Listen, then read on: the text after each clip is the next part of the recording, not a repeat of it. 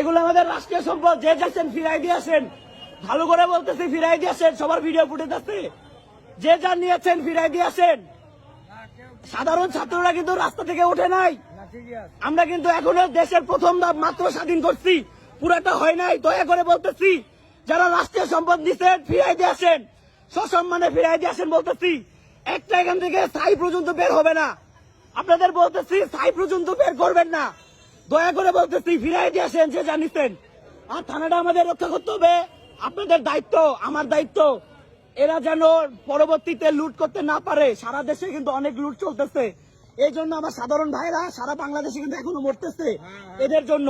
দয়া করে এখন আর কোনো ভয় নাই, কোনো দলের ভয় নাই। আপনারা দয়া করে ভয় করবেন না, কোনো দলের ভয় নাই, কোনো ব্যক্তির ভয় নাই। যে কথা বলবে দেশের বিপক্ষে তাকে স্পটে মারবেন আপনারা।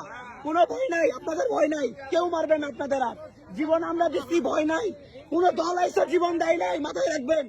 দরকার পড়লে আবার আমরা নামবো, আবার হাজার হাজার ছাত্ররা জীবন দিব, ভয় নাই আপনাদের। আপনারা দেশের সম্পদ নষ্ট করেন না, এগুলো আপনাদের সবার দায়িত্ব।